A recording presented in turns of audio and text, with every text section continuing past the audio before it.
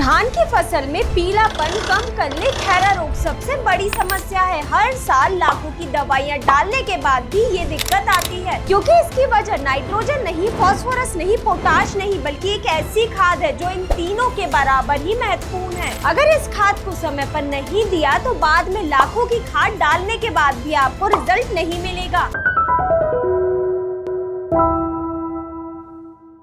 नमस्कार किसान भाइयों, स्वागत है आपका कात्यायनी ऑर्गेनिक्स के YouTube चैनल में। वीडियो को शुरू करने से पहले अगर आपने अभी तक चैनल को सब्सक्राइब नहीं किया है तो कर लीजिए। किसान भाइयों, धान की फसल में सबसे जरूरी खाद होती है जिंक। तो इस जिंक खाद को कब देना है, कितना देना है, किसके साथ देना है और सबसे जरूरी किन खादों के साथ बिल्कुल नहीं देना है, क्योंकि किसान भाइयों अगर आपने जिंक खाद को गलत तरीके से उपयोग में ले लिया तो फसल को फायदा मिलने की बजाय नुकसान काफी भारी मात्रा में होगा। सबसे पहले जानते हैं आखिर हर साल धान की फसल में जिंक की कमी क्यों दिखाई देती है। इसके लिए सबसे पहले ये समझना होगा कि धान की फसल में बार बार जिंक की कमी क्यों आती है, जिसका सबसे बड़ा कारण होता है बार बार धान की फसल भी लगाना। कई क्षेत्रों में किसान क्या करते हैं कि खरीफ में तो धान की फसल लेते ही हैं, साथ ही साथ रबी में भी लेते हैं और कभी कभी तो जायद में भी धान की खेती कई क्षेत्रों में की जाती है, यानी कि साल भर ही धान की खेती करते रहते हैं। जिससे कि क्या होता है, जो जिंक मिट्टी में मौजूद होता है पौधा उसे पहले ही इस्तेमाल कर लेता है, जिस वजह से अगली फसल के लिए मिट्टी में पर्याप्त जिंक नहीं बचता। और यही कारण है कि रोपाई के कुछ दिनों बाद ही फसल में पीलापन दिखाई देने लगता है। इसीलिए किसान भाइयों एक बात हमेशा ध्यान रखें, हमेशा फसल चक्र अपनाएं, यानी कि क्रॉप रोटेशन करें, जिससे हर सीजन में जिंक की कमी की पूर्ति करने की इतनी जरूरत नहीं पड़ेगी। वही दूसरा कारण है कॉम्प्लेक्स खादों का ज्यादा मात्रा में उपयोग करना। आजकल किसान क्या करते हैं कि नाइट्रोजन, फास्फोरस, पोटाश और कई सूक्ष्म पोषक तत्वों की पूर्ति करने के लिए ज्यादा मात्रा में कॉम्प्लेक्स खादों का उपयोग करते हैं, लेकिन पौधा एक बार में इतने सारे पोषक तत्व नहीं ले पाता और इसी वजह से कई पोषक तत्व मिट्टी में पड़े पड़े अघुलनशील रूप में बदल जाते हैं या मिट्टी के अंदर एक परत बना लेते हैं और ऐसी स्थिति में जिंक भी उस परत के नीचे फंस जाता है, जिससे पौधे को जिंक नहीं मिल पाता और धीरे धीरे करके पौधे में पीलापन आना शुरू हो जाता है। तीसरा कारण है खेत में लगातार पानी भरा रहना। धान के खेत में पानी भरे रखना जरूरी है, लेकिन जब मिट्टी में लंबे समय तक पानी खड़ा रहता है तो मिट्टी के अंदर ऑक्सीजन की कमी हो जाती है, यानी कि मिट्टी अनएरोबिक कंडीशन में चली जाती है, जिस वजह से मिट्टी के अंदर का जिंक भी अघुलनशील रूप में बदल जाता है। इसीलिए याद रखिए, मिट्टी में जो जिंक घुलनशील रूप में होगा पौधा उसे ही ले पाएगा। तो धान की फसल में पानी का भी सही प्रबंधन रखना बहुत ही जरूरी है। वहीं चौथा कारण होता है ऑर्गेनिक खादों की कमी। धान लगाने से पहले अगर आपने खेत में गोबर की खाद, वर्मी कंपोस्ट, ऑर्गेनिक पोटाश जैसी खाद खेत में नहीं दी है तो मिट्टी के अंदर माइक्रोबियल एक्टिविटी कम हो जाएगी और जब मिट्टी में सूक्ष्म जीव कम होंगे तो जिंक की उपलब्धता अपने आप कम हो जाती है और साथ ही में मिट्टी का पीएच भी बढ़ जाता है और पीएच बढ़ने की वजह से पौधा जिंक नहीं ले पाता है, यानी कि मिट्टी में जिंक होने के बावजूद भी पौधा उस जिंक को किसी भी तरह से उपयोग में नहीं ले पाता।